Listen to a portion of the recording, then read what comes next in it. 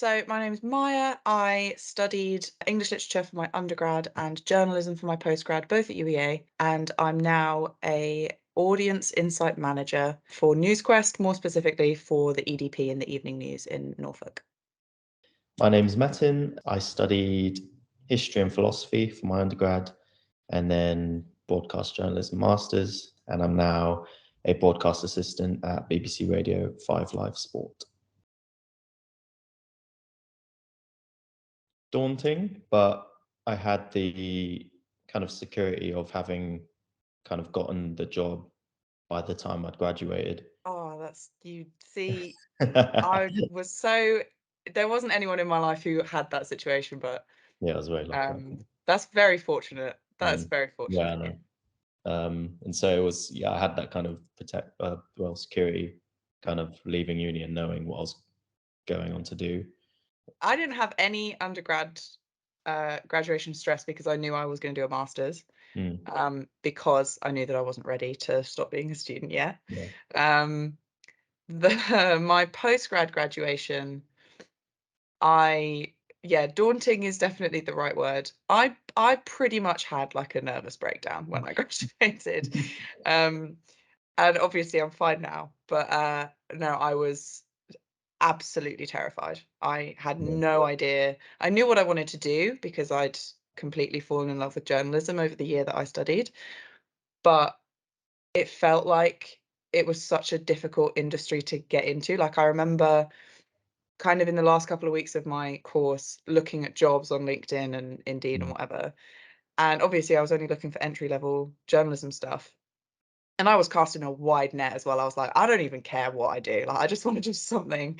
Um, and every single job, or almost every single job I was seeing, was like, needs 3 years of work in the industry, needs 3 years of experience doing this. And I was like, how am I supposed to have 3 years of experience doing something that I've only just managed to Yeah. like get into doing? And going to my mum and being like, this is never going to happen. I don't know what to do. Like, total, catastrophizing everything. And she was just like, just wait. It'll work out. It'll be Mm. what it is. And in the way that mums, or at least my mum often is, she was annoyingly correct, because it did. Nice. For me, it was like make a good impression in your first 3 months and try and land something more long term, which thankfully I've done. But yeah, in the first kind of month or so, I was just like trying to be as not annoyingly eager, but like just as eager as possible and open to criticism, open to learning, feedback, offering myself to anyone in the team to help, and yeah, and just being sociable, friendly in the office. I think that's quite an underrated thing when you start somewhere new. I'm in the journalism industry, but I'm not writing stories every day. I'm part of the kind of audience analysis team. So other people write the stories, and then I tell them about why it did well or why it did badly and how to improve, and kind of take a little bit more of a backseat. So there was a Mm. lot more to learn, and there was a lot more reason for me to be like, yes, teach me, tell me everything.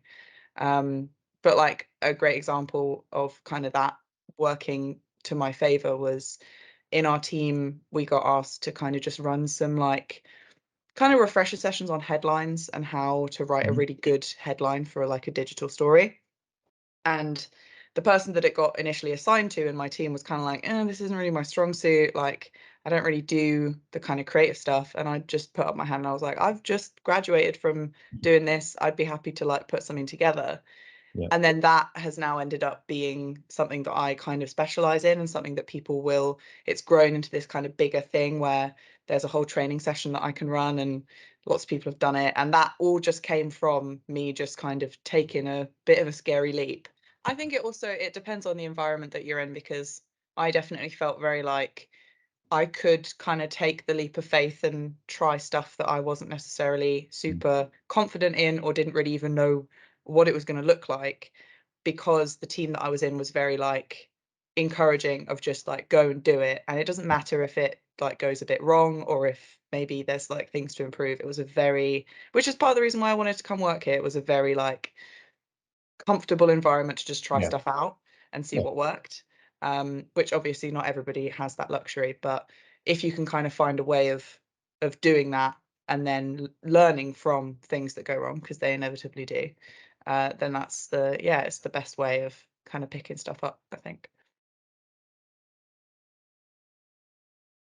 I can't stress this enough. I think, well, this kind of applies more to what we do, but I think we were both involved in concrete, like the student paper. And in my interview, that was the main thing that I used to kind of back up the answers I was giving. So they would all be like situational answers or things like that. And like, they'd be like, tell us about a time where you had to work to a tight deadline, or tell us about a time where you struggled with this. And so I would kind of refer to that a lot of the time because, you know, I was going up against people who maybe had experience in local radio for a few years or had experience on an apprenticeship that they were on and things like that.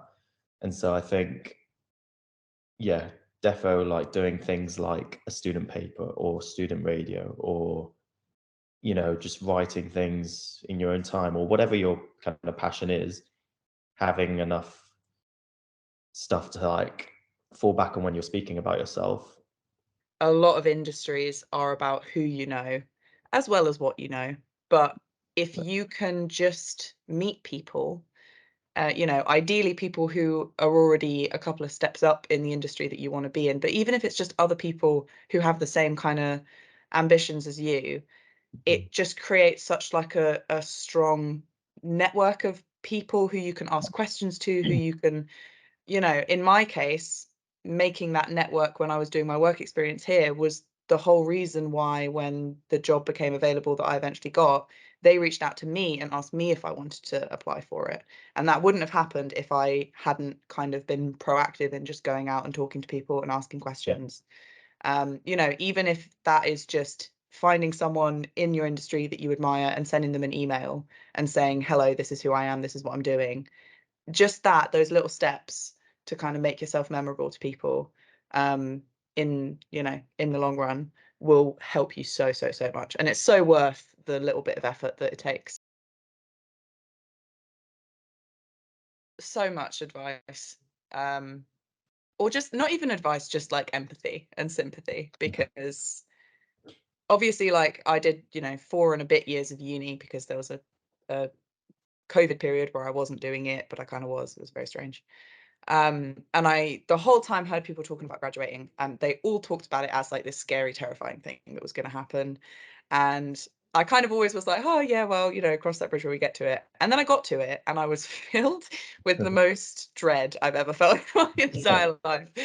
And it was really hard. It was really tough, but it's almost you almost have to kind of take that dread and that fear as a sign of how badly you want something, because caring that much about it to the point where you are like having anxiety and not in a good place, which obviously isn't good, it is like a positive thing in the long run, because it shows that you really want it, which ultimately I think, again, in journalism is very, very relevant, but to a lot of industries, wanting it is like 90% of the battle, because most stuff you can teach somebody and you can make somebody an expert in, but like really caring and really wanting to be there, and like we said, being eager, wanting to pick stuff up just for the sake of doing it, that can't really be taught. That only happens in people who care that much. um and so yeah, kind of use the dread to your advantage, I guess, in a certain way. And